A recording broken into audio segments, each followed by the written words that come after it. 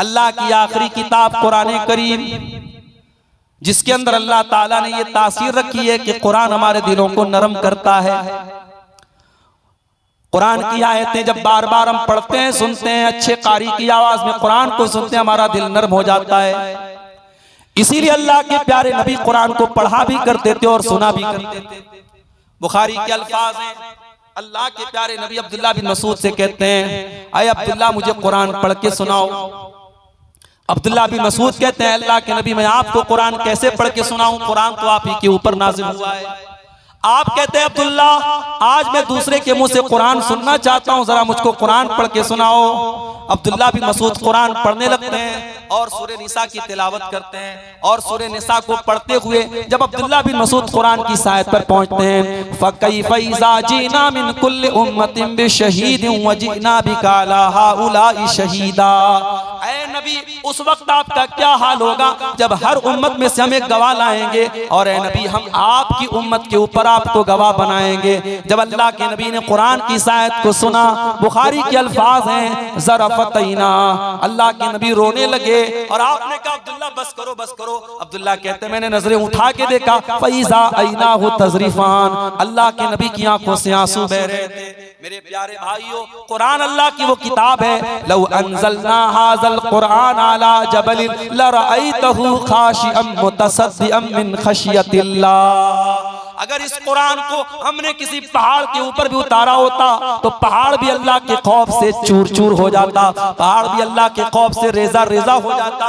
इंसान का दिल तो गोश्त पोश्त से बना है, इंसान का दिल तो मामूली है। इंसान के दिल की क्या औकात है मेरे भाइयों। कुरान की तो ये तासीर है, कुरान किसी पहाड़ पर भी उतरा होता तो कुरान के असर से पहाड़ भी चकनाचूर हो जाता। कुरान से अपना ताल्लुक मजबूत करो मेरे भाई।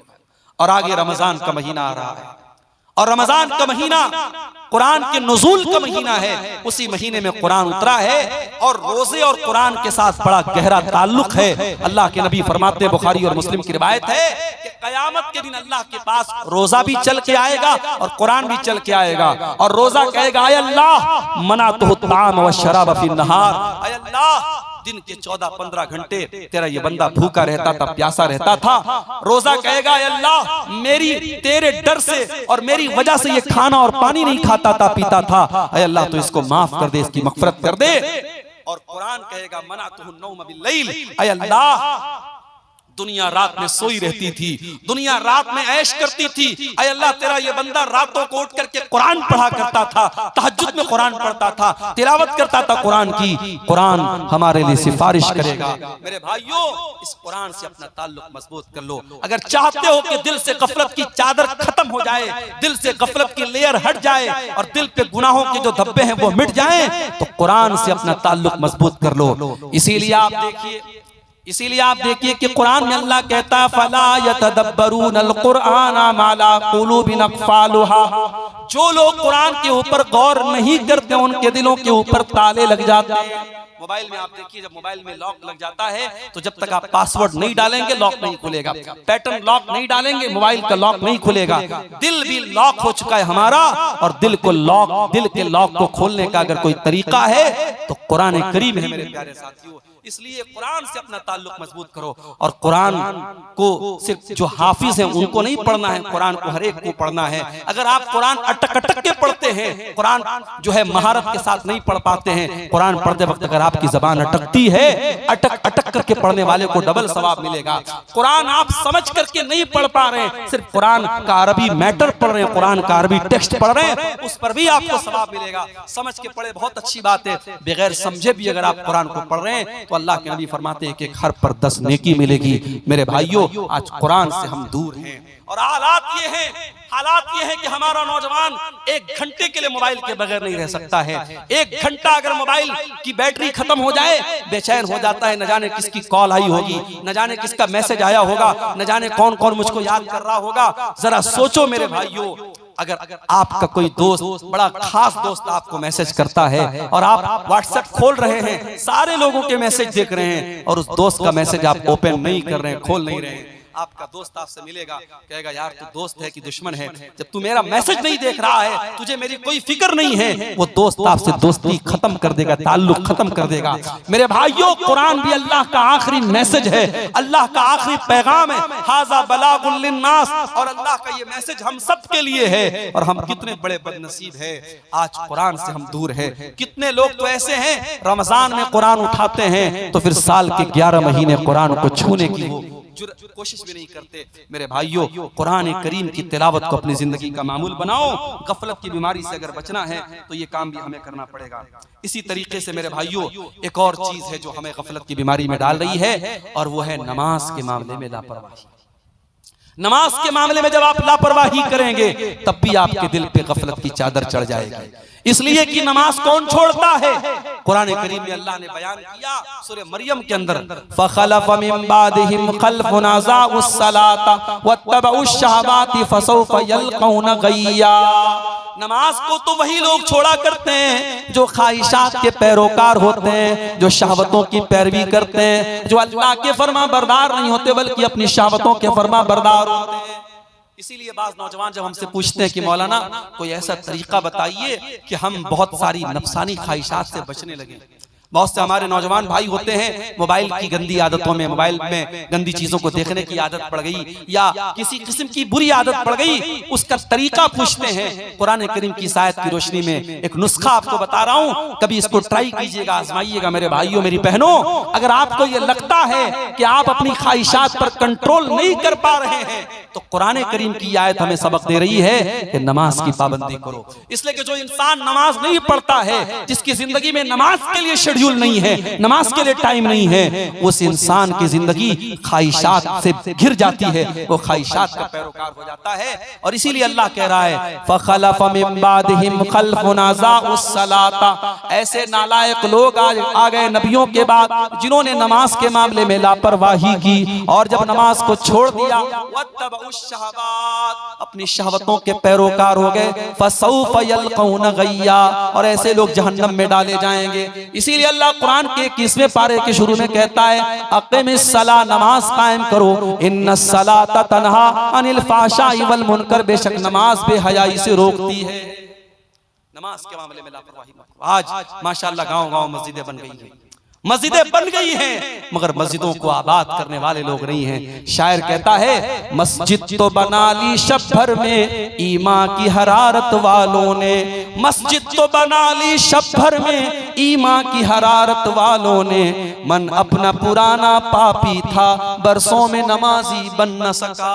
मेरे भाइयों, शानदार मस्जिदें तामीर करने से काम नहीं चलेगा, मस्जिदों को नमाजियों से आबाद किया जाता है। नमाज की जब तक आप पाबंदी नहीं करेंगे, और अपने घर में भी आप नमाज का माहौल पैदा करो, आप अपनी बीवी बच्चों को भी नमाज का पाबंद बनाओ। और कुरान करीम में अल्लाह ताला ने अपने नेक बंदों की एक दुआ बयान की कि अल्लाह के नेक बंदे दुआ करते हैं, रब्बना हब लना मिन अज़वाजिना व ज़ुर्रियातिना क़ुर्रत आयुन, ऐ हमारे परवरदिगार, हमारे बीवी बच्चों को हमारी आंखों की ठंडक बना दे, वजअलना लिल मुत्तकीन इमामा, और अल्लाह हमें तो मुत्तकियों का इमाम बना दे। एक बाप के लिए उसके बच्चे कब आंखों की ठंडक बनेंगे, एक शौहर के लिए उसकी बीवी कब आंखों की ठंडक बनेगी? जब शौहर की बीवी नमाजी होगी, जब बाप का के बच्चे नमाजी होंगे। इसीलिए अल्लाह के नबी फरमाते हैं तुम्हारे बच्चे 7 साल के हो जाएं तो नमाज का हुक्म दो, और 10 साल के हो जाएं और नमाज ना पढ़े तो उनकी पिटाई करो। मेरी माँ, जब आप मसल्ले पर खड़ी होकर के नमाज पढ़ें तो अपनी 10 साल की बेटी को भी अपने साथ खड़ी करें। और इसीलिए मैं गांव-गांव एक बात की तबलीग करता हूँ। आपके झारखंड के कई इलाकों में मैं गया, देखा शानदार मस्जिद कायम है, अहले हदीसों की बस्ती है, लेकिन मस्जिद में जुमा में औरतों का इंतजाम नहीं है। मैं बड़ी ताकीद के साथ कहता हूँ, हालात बहुत खराब हो चुके हैं मेरे भाइयों, हालात बहुत खराब हो चुके हैं। आप देखें, खबर आपने सुनी होगी, हमारे उत्तर प्रदेश के बरेली शहर में 8 साल तक मदरसे में पढ़ने वाली लड़की फेसबुक पर एक गैर मुस्लिम लड़के से दोस्ती करती है और उसके बाद उसके जाल में फंसती है, उससे शादी करती है और हिंदू मजहब में दाखिल हो जाती है, इस्लाम को छोड़ देती है। 8 साल तक मदरसे में पढ़ने वाली लड़की का यह हाल है। हमारी कौम आज कहां जा रही है मेरे भाई?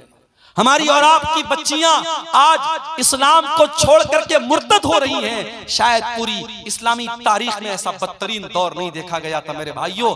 हमें मारा तो गया, हमें काटा तो गया, हम पर जुल्म तो हुए, मगर हमारा ईमान इस कदर कमजोर हो जाए कि हमारी बच्चियां, हमारी कौम की बहनें, हमारी कौम की बेटियां आज फेसबुक और इंस्टाग्राम पर किसी के आई लव यू पर और किसी की मोहब्बत भरे जुमलों पर फिदा होकर के अपने दीन को खैर बात कह दे, अपने मजहब को छोड़ दे, अपनी तौहीद को छोड़ दें। इतना बदतरीन दौर हमने कभी नहीं देखा था मेरे भाइयों। इसका मतलब ये हुआ कि कहीं ना कहीं पानी मर रहा है, कहीं ना कहीं हमसे कोताही हो रही है और कहीं ना कहीं हमने अपनी बच्चियों और अपनी बेटियों की तरबियत जैसी करनी चाहिए थी वैसी नहीं की है। माफ करना मेरे भाइयों, साल में एक जलसा हो गया, घर की औरतों को, लड़कियों को आप लेके चले आए, इससे काम नहीं चलेगा, इससे काम नहीं चलेगा। ये तरबियत के लिए काफी नहीं है। आपके गांव में अगर जामा मस्जिद है जहां जुमा का खुतबा हो रहा है, मैं बड़ी ताकीद के साथ कहता हूं, हर वो मस्जिद जहां जुमा का खुतबा हो रहा हो, आप औरतों के लिए सेपरेट इंतजाम कीजिए। उनकी एंट्री अलग हो, उनका सीना अलग हो, उनका दरवाजा अलग हो, पर्दे का माकूल इंतजाम हो। आपके घर की औरतें जब जुमा के खुतबे में जाएंगी, एक साल में 50-52 जुमा का खुतबा सुनेंगी। आधा घंटे की ये जुमा के खुतबे जब वो 50 बार सुनेंगी, उनकी दीन की बहुत सारी मालूमात उनको मिलेगी। आज कितनी औरतें हैं, उनसे आप दीन की मोटी मोटी बातें पूछ ले, नहीं बता पाएंगी। हाँ, रस्म और रिवाज की बातें आप पूछ लें, शादी ब्याह में कितने जोड़े कपड़े देना है, फलाने ने अपनी लड़की की शादी में 12 जोड़े दिए तो ये 24 जोड़े देगी, उसने अपनी बेटी को 10 ग्राम का हार दिया तो ये 20 ग्राम का हार देगी। रस्म और रिवाज के मामले में हमारी औरतें माशाअल्लाह किसी से कम नहीं है। हमारे बनारस में एक जगह हमारी रिश्तेदारी में शादी हो रही थी, शादी का सारा सामान आया तो उसमें मैंने देखा कि पुड़िया रखी हुई है। मैंने पूछा भाई इस पुड़िया में क्या है, तो कहने लगे ये सुहाग की पुड़िया है, ये सुहाग की पुड़िया है। और सुहाग की पुड़िया में क्या है, सिंदूर रखा हुआ है, माथे की बिंदी रखी है। मुसलमान औरत के भी आज शादी के मौके पे सिंदूर और बिंदी उनके यहाँ चल रहा है। मैंने फौरन मना किया और समझाया कि ये इस्लाम का इससे कोई ताल्लुक नहीं है। इस्लाम में औरत के सुहाग की कोई जिस्मानी निशानी नहीं है। औरत का के निकाह की एक ही निशानी है, शौहर के दिल में उसकी मोहब्बत, बस। कोई बिंदी, कोई सिंदूर, कोई मंगलसूत्र, ये इस्लाम में कोई सुहाग की निशानी नहीं है। आज ये शिरकिया और जाहिलाना चीजें हमारी माओ बहनों के अंदर आई हैं। मेरे भाइयों, जब तक आप मेहनत नहीं करेंगे उन औरतों की तबलीग पर और काम नहीं करेंगे अपनी लड़कियों की दीनी तालीम पर, आप हालात को सुधार नहीं सकते हैं। पानी बहुत सर से ऊंचा जा रहा है और हमें अल्लाह के नबी की वो हदीस याद आती है, आपने कयामत के पहले बताया था कि ऐसा दौर आएगा, यबीउ दीनहु बिअरज़िन मिन दुनिया, दुनिया के चंद टकों के बदले में इंसान अपने दीन का सौदा कर लेगा। आज वो हालात हम देख रहे हैं कि चंद टकों के बदले में कितने लोग मुशरिक हो रहे हैं, मुनाफिक हो रहे हैं, कितने लोग दाढ़ी रख करके, कुर्ता पहन करके, टोपी लगा करके आज न्यूज चैनल पर आकर के, टीवी चैनल पर आकर के अल्लाह के बारे में अनाप शनाप बक रहे हैं, इस्लाम के बारे में उल्टी सीधी चीजें बक रहे हैं और शिरकिया नारे अपनी जुबान से निकाल रहे हैं। ये ईमान की कमजोरी का दौर है मेरे भाइयों, ये फितनों का दौर है। अपने बच्चों की तरबियत पर तवज्जो दो, खुद भी नमाज की पाबंदी करो और उनको भी नमाज का पाबंद बनाओ।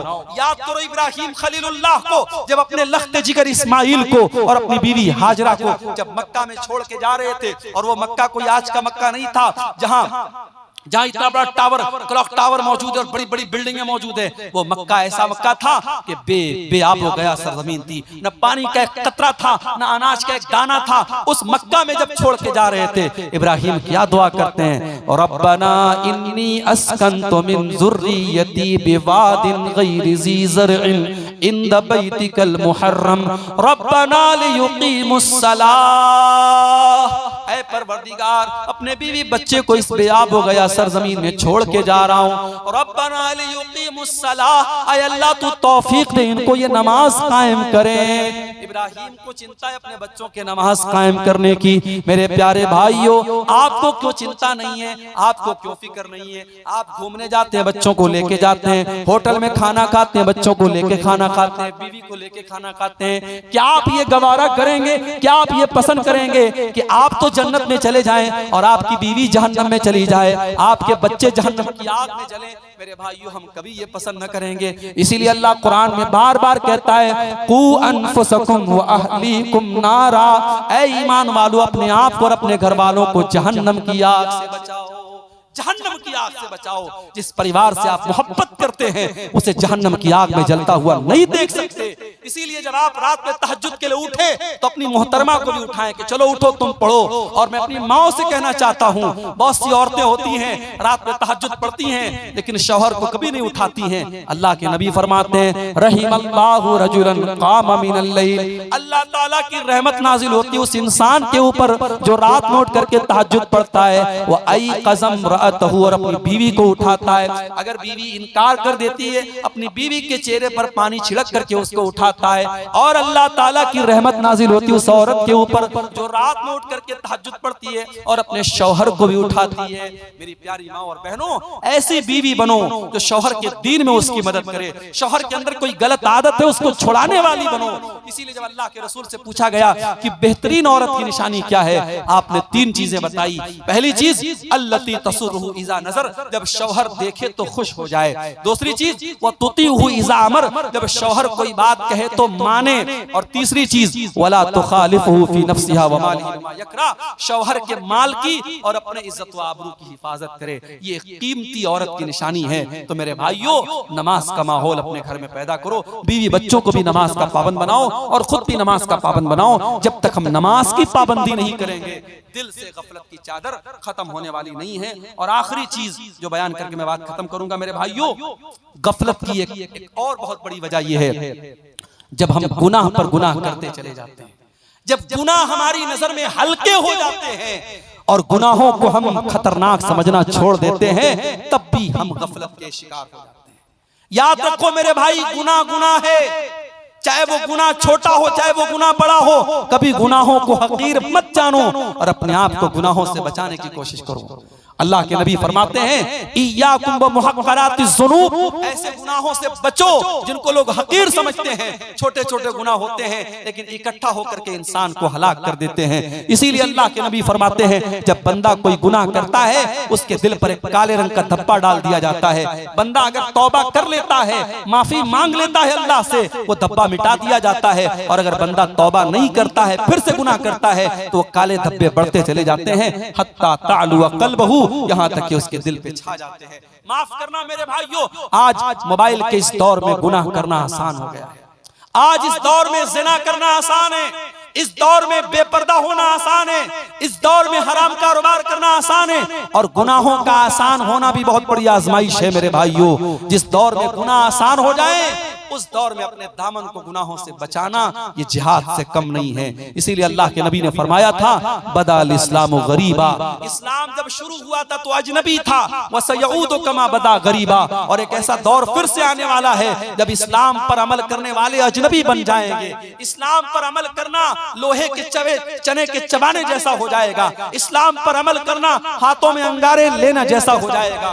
एक लड़की बेपर्दा घूमेगी तो गांव वाले कहेंगे, उसकी बहनें कहेंगी, उसके मोहल्ले की औरतें कहेंगी, अरे ये बड़ी पर्देदार बनती है, नकाब में रहती है, पर्दे में रहती है।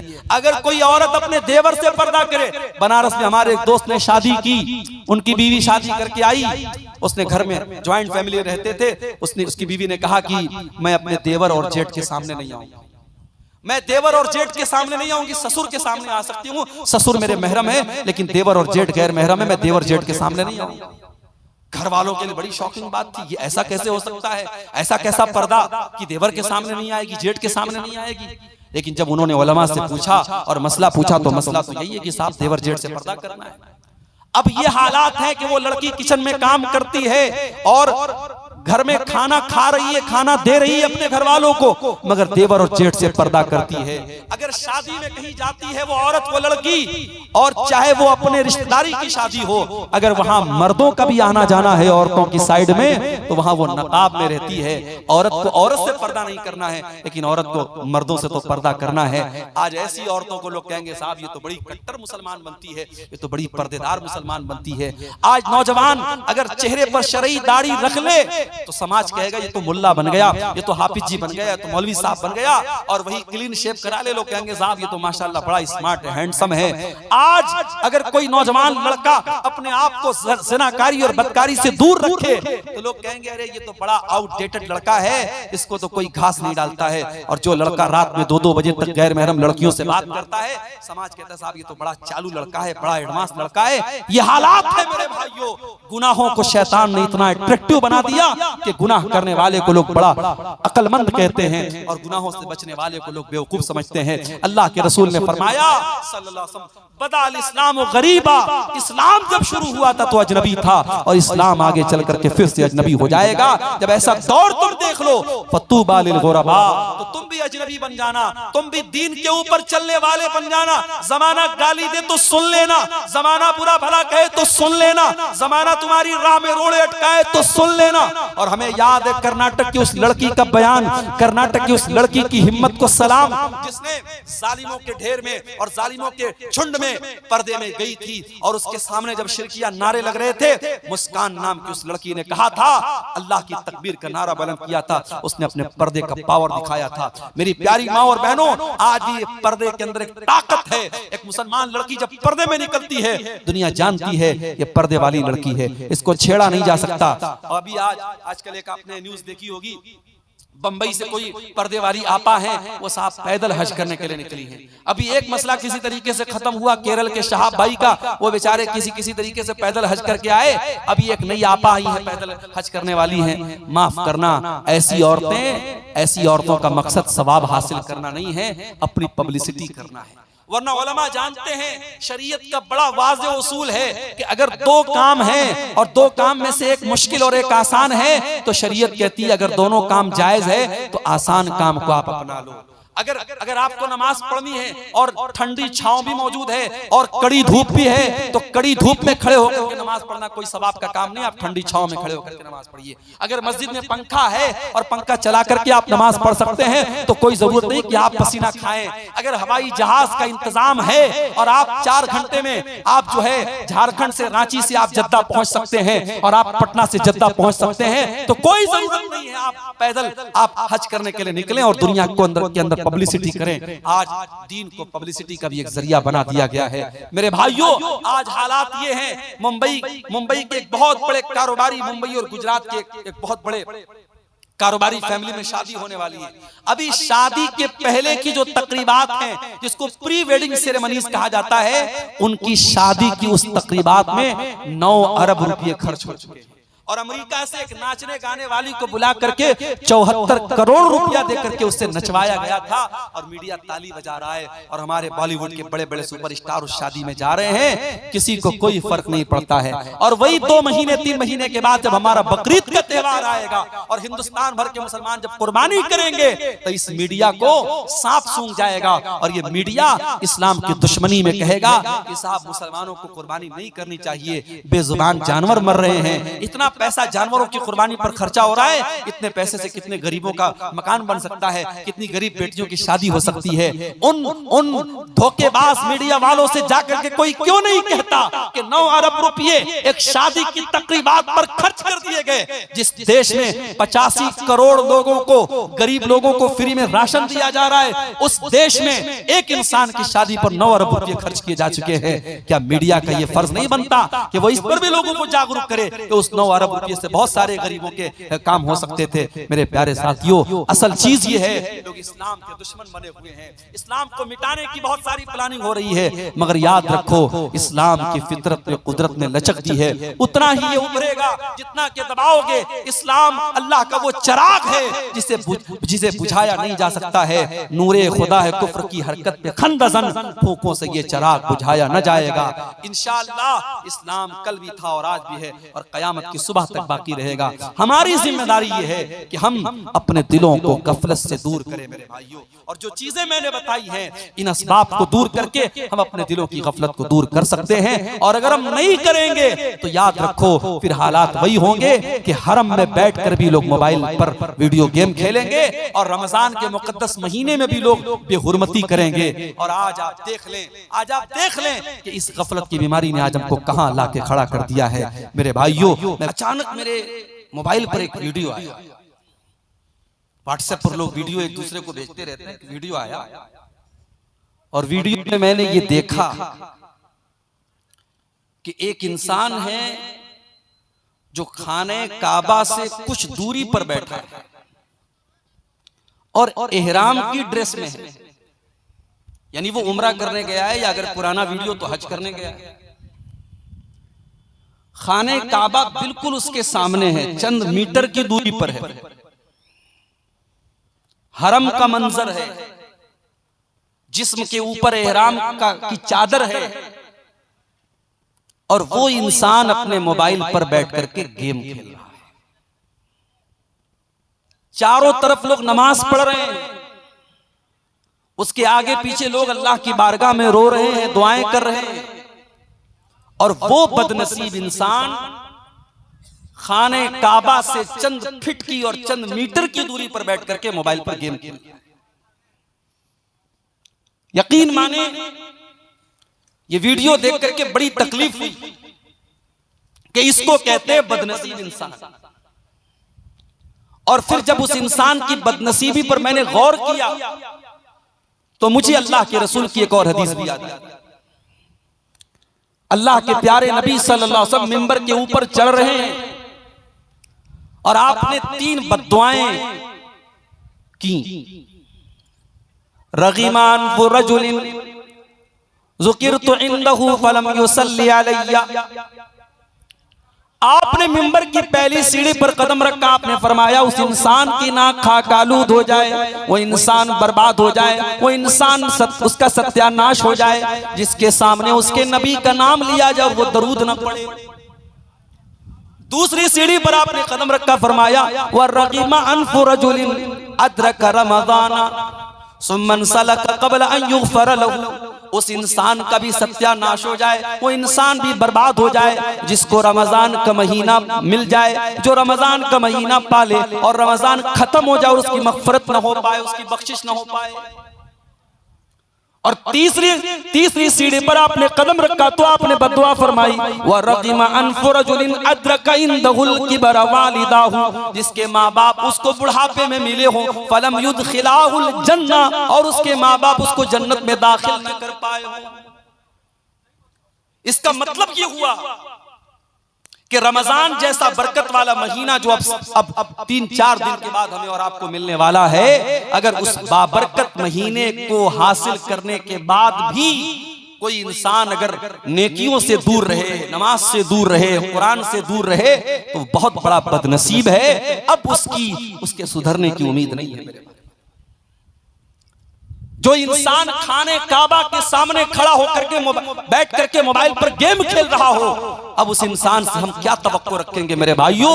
हमारे दिल में एक सवाल पैदा हुआ कि ऐ अल्लाह, कोई इंसान इतना भी पत्थर दिल कैसे हो सकता है, कोई इंसान इतना भी बदकिस्मत कैसे हो सकता है कि इतने अपने मुल्क और अपने वतन से दूर खाने काबा के साए में बैठ करके भी उसे मोबाइल पर गेम खेलने की फुर्सत है, उसे अल्लाह को याद करने की फुर्सत नहीं है।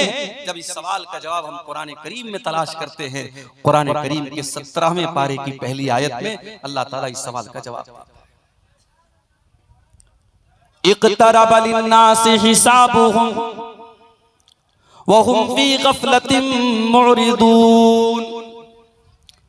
लोगों के हिसाब का टाइम करीब आ गया, लोगों के इम्तिहान का टाइम करीब आ गया।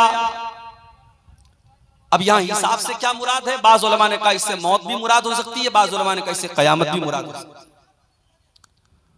लोगों के हिसाब का टाइम करीब आ गया, यानी उनके मरने का टाइम करीब आ चुका है। वो कब मर जाएंगे मालूम नहीं, कौन सा कोरोना वायरस आकर के उनको खत्म कर दे, कौन सी बीमारी आकर के उनकी जिंदगी की डोर को थाम दे, कौन सी खतरनाक बीमारी आकर के उसके दिल की धड़कन को रोक दे, उसे नहीं मालूम।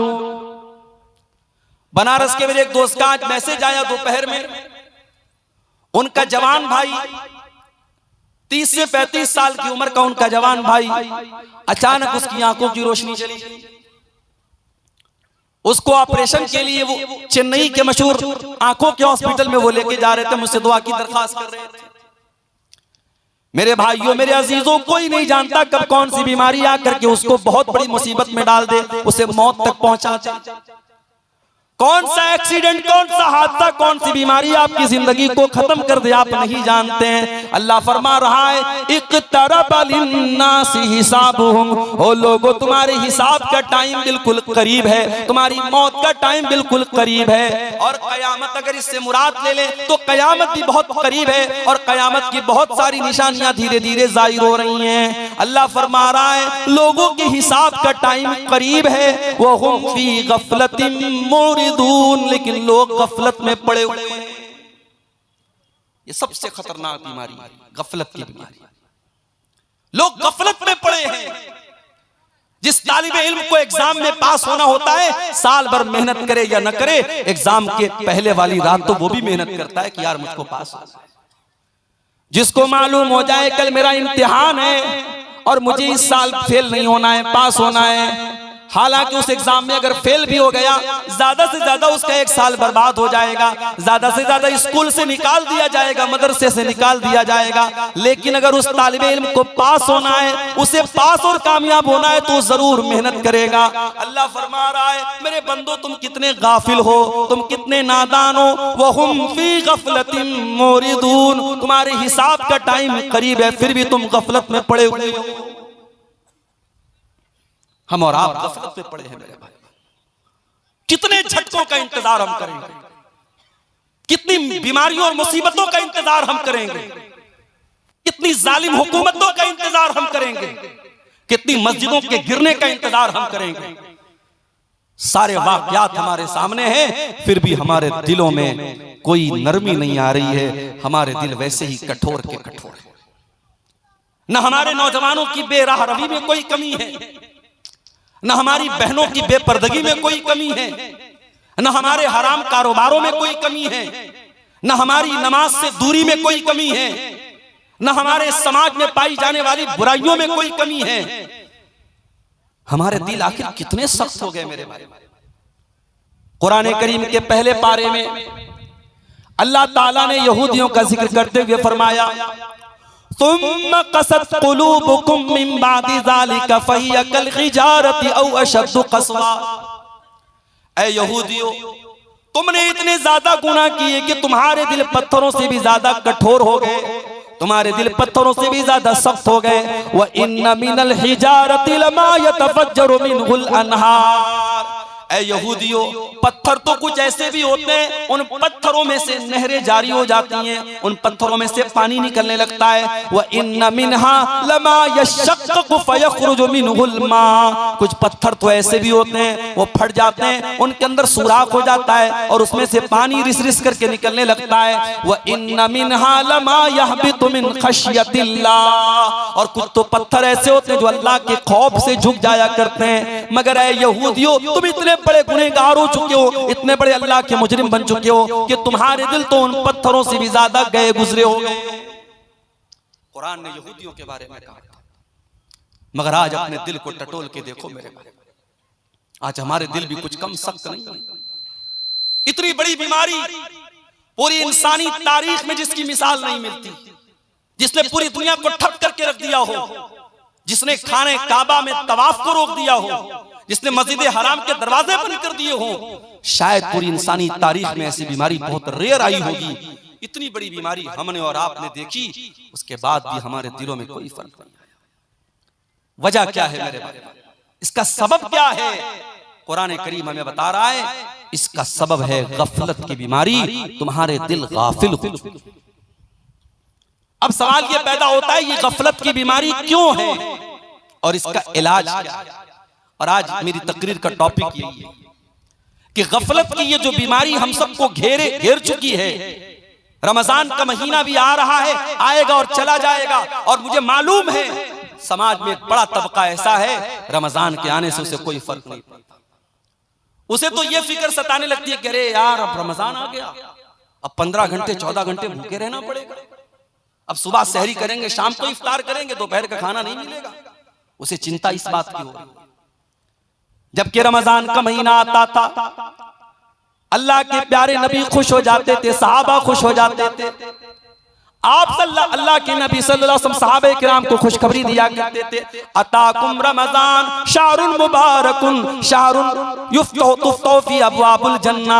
आप साहबा से कहते थे मेरे साहबा देखो बरकत वाला महीना आ चुका है, रमजान का महीना आ चुका है जिसमें जन्नत के दरवाजे खोल दिए जाते हैं, व तुगलक़ु फी अबवाबुज जहन्नम और जहन्नम के दरवाजे बंद कर दिए जाते हैं, व तुगल्लु फीहि मरदतुश शयातीन और शैतानों को कैद कर दिया जाता है, फीहि लैलतुन खैरुम मिन अल्फि शहर और इस महीने में एक रात ऐसी है जो 1000 महीने से बेहतर है। नबी तो खुश होते थे, सहाबा तो खुश होते थे, इस उम्मत के बेहतरीन लोग दुआएं करते थे, रमजान के आने के 6 महीना पहले से दुआ करते थे, अल्लाहुम्मा बल्लिगना रमजान, अल्लाहुम्मा बल्लिगना रमजान, ऐ अल्लाह हमें रमजान तक पहुंचा दे। और जब रमजान आता था उसमें इबादत करते थे, तरावीह पढ़ते थे, कुरान पढ़ते थे, रोजा रखते थे, इबादतें करते थे, तो रमजान के बाद 6 महीना वो अल्लाह से दुआ करते थे, अल्लाहुम्मा तक़ब्बल मिन्ना रमजान, ऐ अल्लाह हमने जो रमजान में इबादत की है तो उसको कबूल कर। उनकी नजर में ये वैल्यू थी। मगर हमारे समाज में बड़ा तबका ऐसा है, रमजान आएगा चला जाएगा, उसको कोई फर्क नहीं। माफ करना मेरे भाइयों, अगर अल्लाह तबारक व तआला ने सन 1445 हिजरी का रमजान का महीना हमें और आपको दिया है या देने वाला है, ये हमारी बहुत बड़ी खुशनसीबी है। हमें से बहुत सारे लोग ऐसे हैं पिछले रमजान को हमारे बीच में थे, इस साल नहीं है। अल्लाह को प्यारे, अल्लाह ने हमें एक और रमजान दिया है। और यहां पर आप वो हदीस अपने सामने रखिए, इब्न माजा की सही रिवायत, हजरत तलहा रजी अल्लाह ताला अन्हु कहते हैं कि नबी के दौर में 2 लोग इस्लाम लाए, एक साथ इस्लाम लाए, और उस दो भाइयों में से एक भाई बहुत मेहनती था, दीन के काम में आगे आगे रहता था, दूसरा कुछ कमजोर था। जो मेहनती भाई था वो अल्लाह की राह में शहीद हो गया, और जो कुछ कमजोर था वो 1 साल के बाद अपनी नेचुरल डेथ उसकी हुई, और नेचुरल तरीके से तबई तौर पर उसकी मौत हुई। हजरत तलहा कहते हैं मैंने एक दिन ख्वाब देखा, और ख्वाब में मैंने देखा कि जो इंसान मैंने देखा कि मैं जन्नत के दरवाजे पर खड़ा हूं, और जन्नत के अंदर से एक फरिश्ता आता है और उसको पहले जन्नत में लेके जाता है जिसका इंतकाल 1 साल बाद हुआ था, और जो पहले अल्लाह की राह में शहीद हुआ था और जो दीन के मामले में ज्यादा मेहनत करता था उसको बाद में जन्नत में लेके जाता है। हजरत तलहा कहते हैं मुझे बड़ी हैरत हुई, जब मेरी नींद खुली मैंने सहाबे किराम से इस ख्वाब को बयान किया। सहाबे किराम ने भी ताज्जुब का इजहार किया कि ऐसा कैसे हो सकता है, एक इंसान दीन के मामले में इतनी मेहनत किया करता था, अल्लाह की राह में शहीद हुआ था, दूसरा उतनी मेहनत भी नहीं करता था और वो शहीद भी नहीं हुआ था, उसकी नेचुरल मौत हुई थी, और शहीद होने वाला बाद में जन्नत में जा रहा है, और जिसका इंतकाल बाद में हुआ वो पहले जन्नत में जा रहा है, ऐसा कैसे हो सकता है। जब ये बात अल्लाह के प्यारे रसूल के कानों तक पहुंची, क्या फरमाया अल्लाह के प्यारे नबी ने, आपने फरमाया क्या तुम्हें तलहा के ख्वाब पर ताज्जुब हो रहा है? ऐ मेरे साहबा, क्या तुम्हें हैरत हो रही है कि तलहा ने ऐसा ख्वाब क्यों देखा है? मुझे एक सवाल का जवाब दो, जिस भाई का इंतकाल 1 साल बाद हुआ था, अलैसा क़द अदरक रमजान, क्या उसने अपनी जिंदगी में एक और रमजान का महीना नहीं पाया? साहबा ने कहा अल्लाह के नबी उसने एक और रमजान का महीना पाया। आपने फरमाया अलैसा क़द साम व सल्ला व सजद मिन सजदतिन कज़ा व कज़ा, उस एक रमजान में उसने अपने भाई के मुकाबले में ज्यादा नमाज पढ़ी, ज्यादा रोजा रखा और ज्यादा अल्लाह की राह में सजदा किया। आप साहबा ने कहा अल्लाह के नबी ये तो सही कह रहे हैं आप। आपने फरमाया फकाना मा बैनहुमा अबअदु मिम्मा बैनल अर्दि वस समा। ऐ मेरे साहबा कान खोल करके सुन लो, जब एक रमजान उसने ज्यादा पाया और एक रमजान में उसने ज्यादा इबादत की, तो दोनों भाइयों के दरमियान उनके दरमियान जो दूरी है वो जमीन व आसमान की दूरी से भी ज्यादा है। अल्लाह, हम खुश नसीब है मेरे भाई, अल्लाह हमें एक और रमजान दे रहा है। अब ये हमारे ऊपर डिपेंड करता है कि हम इस रमजान की कदर करते हैं या हम गफलत की बीमारी में पड़े रहते हैं। जिस तरीके से वो बदनसीब हरम के पास बैठ करके मोबाइल में गेम खेल रहा था, हम में से भी बहुत बड़े बदनसीब ऐसे लोग होंगे जो रमजान में रातों को खा पी करके और दिन में सो करके गुजारते हैं, जिनके रमजान का कोई मकसद नहीं होता। और ऐसे ही लोगों के बारे में अल्लाह के नबी ने फरमाया था कि बहुत सारे ऐसे लोग हैं जो जिनके रोजे का मकसद लैसा लहू मिन सियामिही इल्लल जू, उनको सिवाय भूखे प्यासे रहने के रोजे से कुछ नहीं मिलता। अल्लाह से दुआ कीजिए अल्लाह उन बदनसीबों में हमको शामिल ना करे। गफलत की बीमारी क्यों होती है? इंसान का दिल गाफिल क्यों होता है? तो नोट कर लो पहली वजह, इंसान का दिल गाफिल तब होता है जब इंसान अल्लाह ताला से नावाकिफ होता है, जब इंसान अल्लाह ताला को जानेगा, उसकी सिफात को जानेगा, उसके बारे में जानेगा, उसका दिल कभी गाफिल नहीं होगा।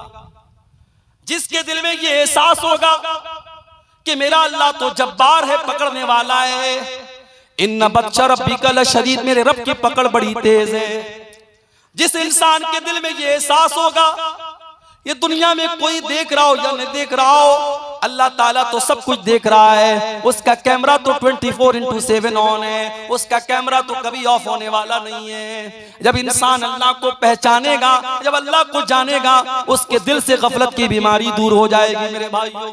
इसीलिए जब हजरत लुकमान अपने बेटे को नसीहत करते हैं तो पहले क्या कहते हैं? पहले अल्लाह के बारे में अपने बेटे को बताते हैं, या बुनैया इन्नहा इन तकुम मिस्काल हब्बतिन मिन खरदलिन फतकुन फी सखरतिन औ फिस समावाति औ फिल अर्दि याति बिहल्लाह। हजरत लुकमान अपने बच्चे से कहते हैं, ऐ मेरे बच्चे, एक राई के दाने के बराबर भी अगर कोई चीज होगी, आसमानों के अंदर कहीं होगी, जमीन के अंदर कहीं होगी, और किसी चट्टान के नीचे छिपी हुई होगी, याति भी अल्लाह, अल्लाह का पावर तो ऐसा है, अल्लाह की कुदरत तो ऐसी है, अल्लाह उस राई के दाने के बराबर चीज को सामने ले आएगा।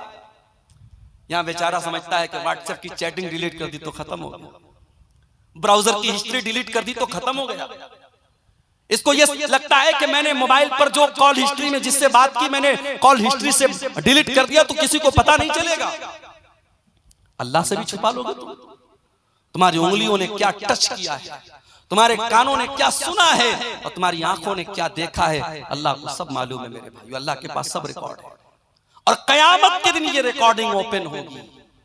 हत्ता इज़ा मा जाऊहा शहीदा अलैहिम समूहुम व अबसारुहुम व जुलूदुहुम बिमा कानू यामलून। मेरे बंदो, कयामत के दिन तुम्हारी चमड़ी तुम्हारे खिलाफ गवाही देगी, तुम्हारी आंखें तुम्हारे खिलाफ गवाही देंगी, तुम्हारे कान तुम्हारे खिलाफ गवाही देंगे। वक़ालू लिजुलूदिहिम लिमा शहिदतुम अलैना क़ालू अंतक़नल्लाहुल्लज़ी अंतक़ कुल्ल शै। इंसान कहेगा, ऐ अल्लाह, मेरी चमड़ी को बोलना कैसे आ गया, मेरी चमड़ी कैसे बोल रही है? इंसान की चमड़ी कहे कि आज अल्लाह ने हमको बोलना सिखाया, और हमसे तूने क्या क्या टच करवाया और क्या क्या टच किया, आज हम तेरे पोल खोले। ये है अल्लाह का पावर।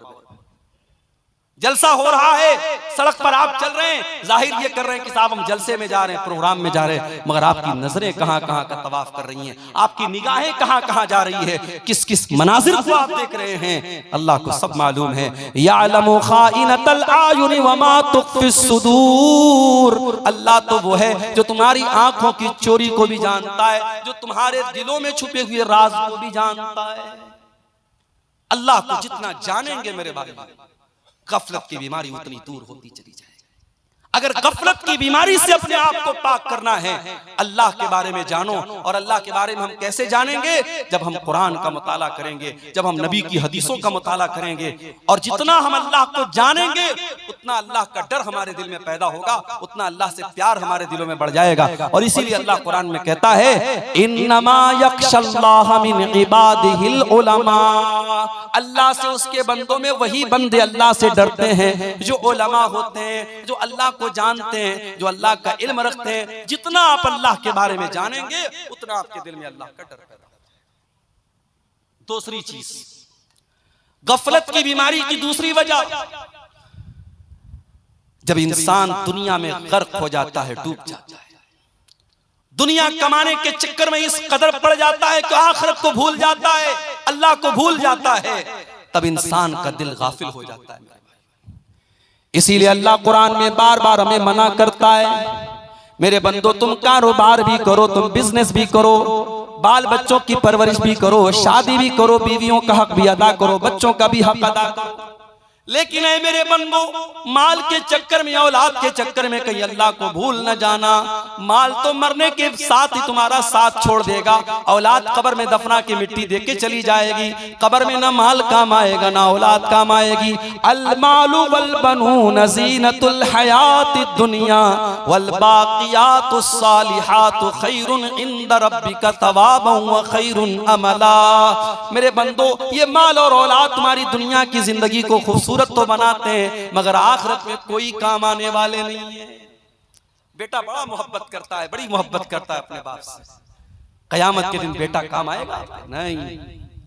यौम यफ़िरुल मरउ मिन अख़ी व उम्मिही व अबी व साहिबतिही व बनी लिकुल्लि इम्रिइन मिनहुम यौमइज़िन शानुन युग़नी। कयामत के दिन इंसान अपने भाई को देख करके भागेगा, अपने बच्चों को देख करके भागेगा, अपनी बीवी को देख करके भागेगा, अपनी औलाद को देख करके भागेगा। वहां तो नफ्सी नफ्सी का आलम होगा, वहां तो सबको अपनी फिक्र होगी। माल और औलाद के चक्कर में, कारोबार के चक्कर में, दुनिया के चक्कर में इंसान अल्लाह को भूल के बैठा है, गाफिल हो गया है। इसीलिए अल्लाह कुरान में कहता है, या अय्युहल्लज़ीना आमनू ला तुल्हिकुम अमवालुकुम वला औलादुकुम अन ज़िक्रिल्लाह।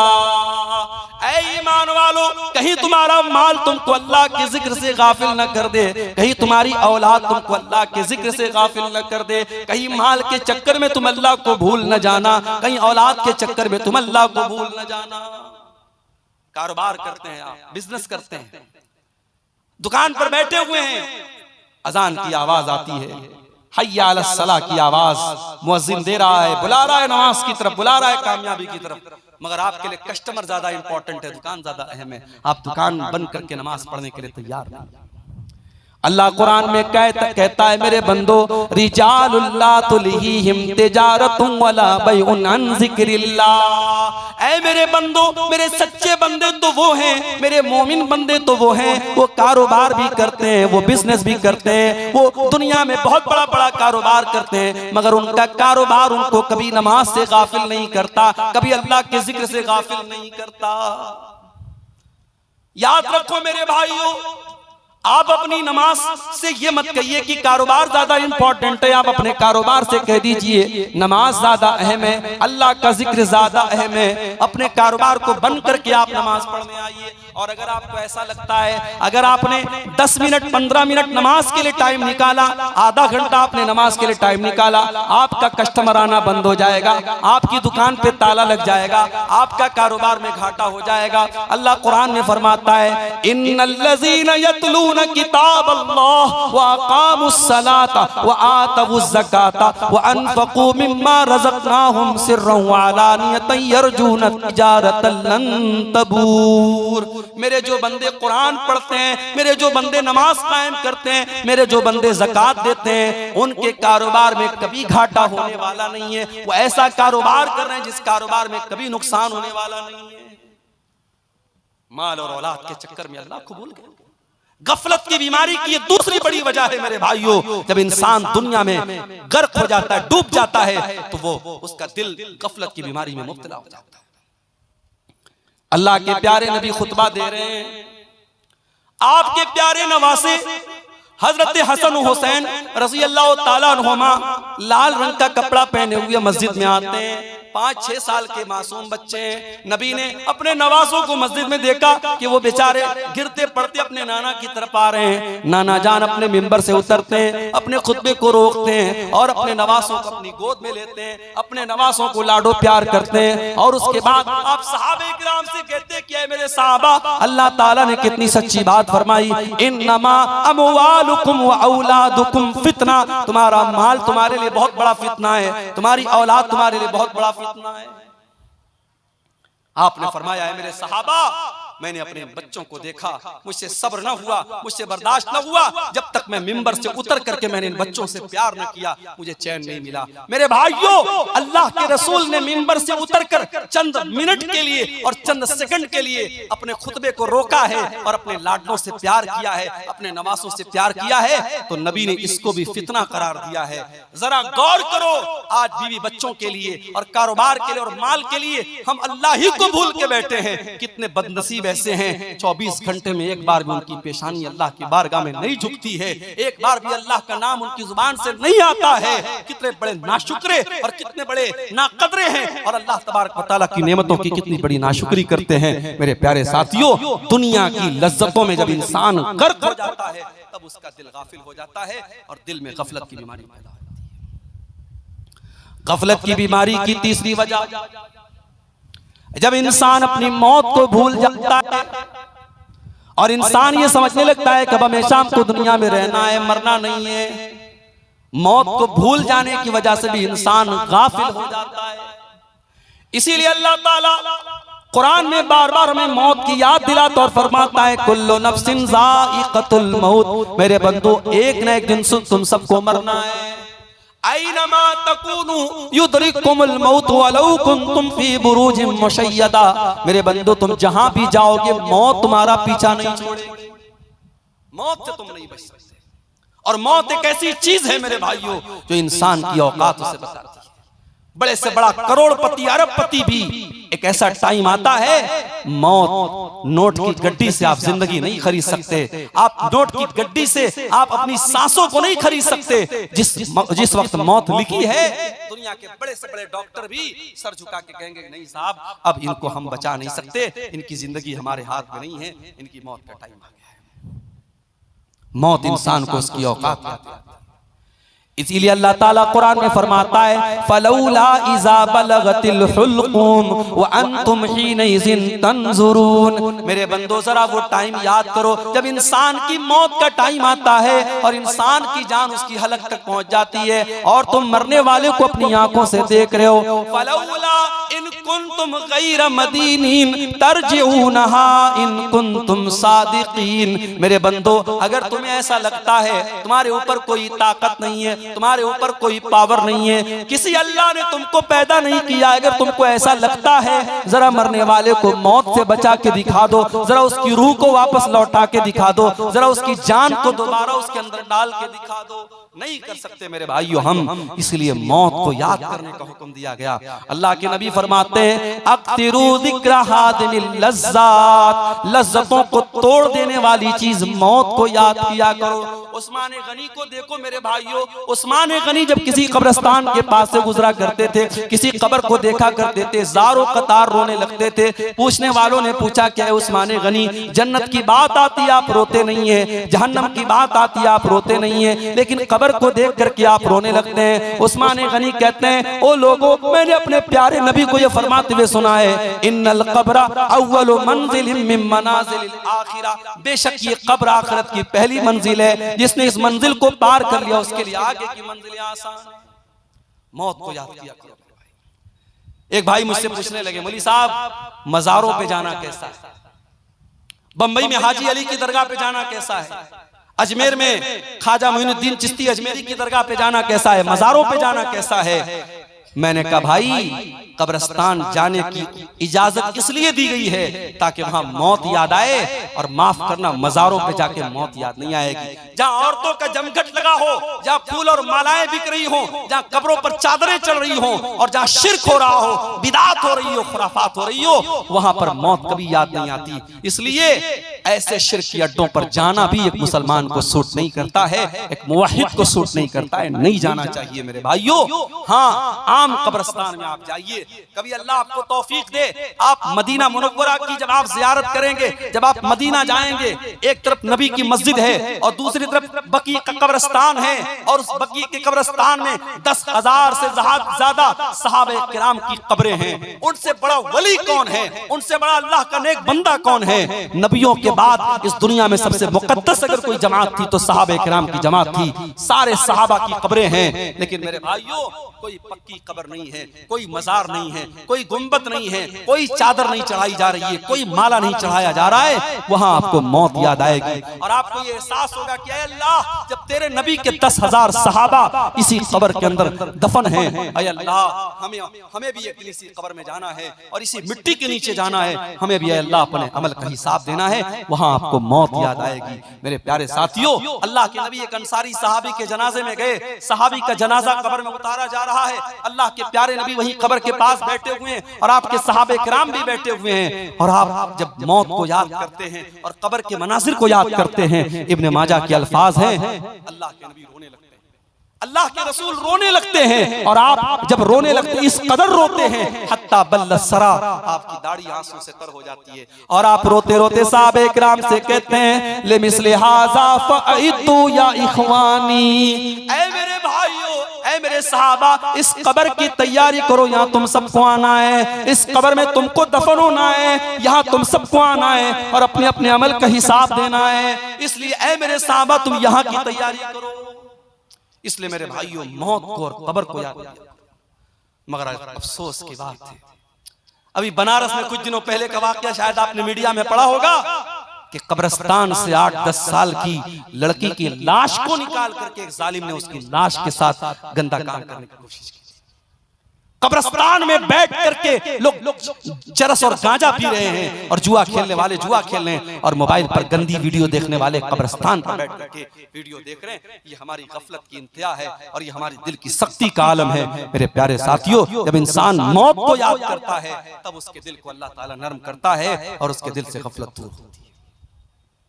और आगे बढ़िए, गफलत की बीमारी की एक और वजह है और वो वजह है बुरे लोगों की संगत। जब आप बुरे लोगों के साथ रहेंगे, गंदे लोगों के साथ रहेंगे, धीरे धीरे आपके ऊपर भी उनका असर पड़ेगा।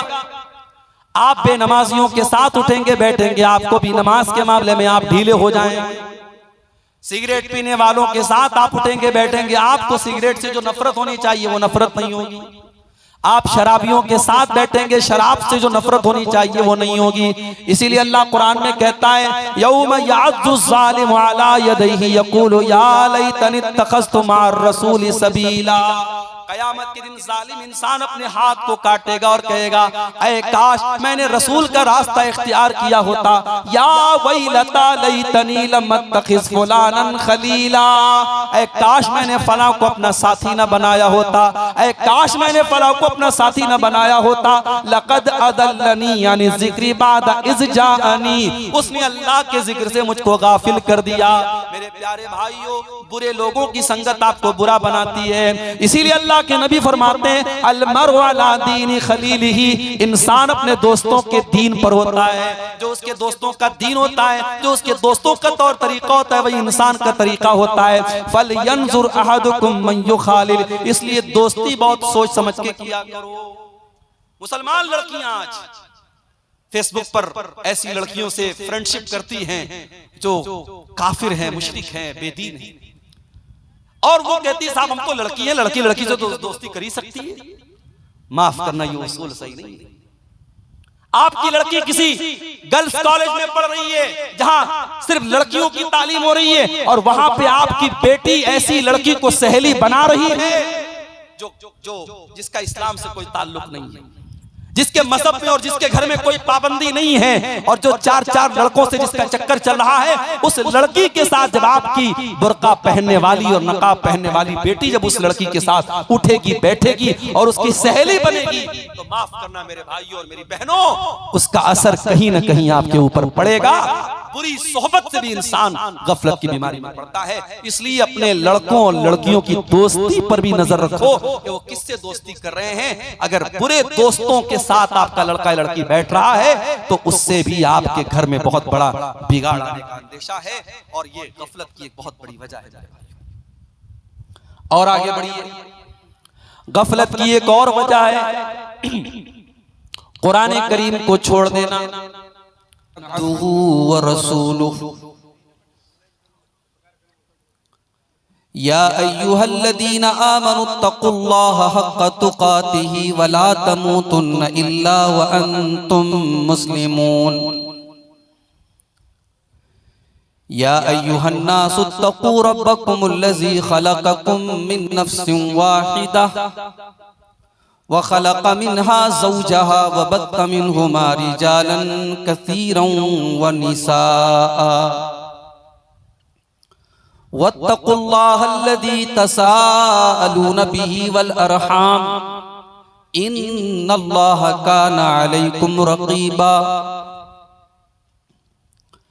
या अय्युहल्लज़ीना आमनुत्तक़ुल्लाहा वक़ूलू क़ौलन सदीदा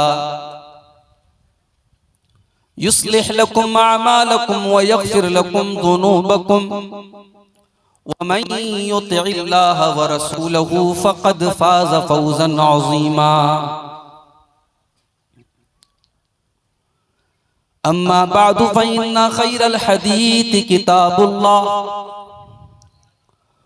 व खैरल हदी हदी मुहम्मदिन सल्लल्लाहु अलैहि वसल्लम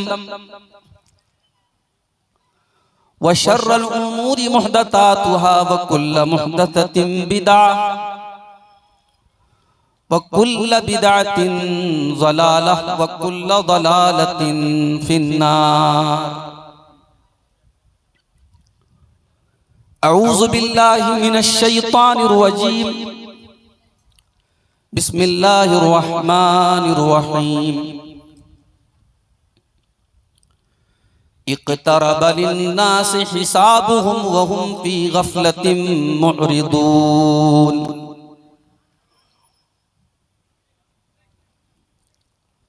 सदर मोहतरम, उलमाए किराम, मोहतरम बुजुर्गों, नौजवान भाइयों, माओ और बहनों, प्यारे बच्चों, हवा में काफी ठंडक है और खुले आसमान के नीचे आप हजरात बैठे हैं। इस बात का भी एहसास है कि ये ठंडी हवा का मौसम बहुत देर तक प्रोग्राम चलाने के लायक नहीं है। मुझसे पहले हमारी जमात के इंतहाई मुअज़्ज़ज़ आलिम दीन और साउथ इंडिया की बहुत ही मरकजी मस्जिद शहर विजयवाड़ा की मरकजी मस्जिद के इमाम व खतीब और हमारे बड़े अजीज, बड़े भाई और दोस्त शेख अबू हुरैरा अल मदनी हफिज़हुल्लाह का खिताब अभी चल रहा था और जैसा कि मैंने खुद देखा कि मेरे स्टेज पर आने के बाद कुछ लोगों की तरफ से ये बात आई कि शेख तकरीर खत्म कर दें।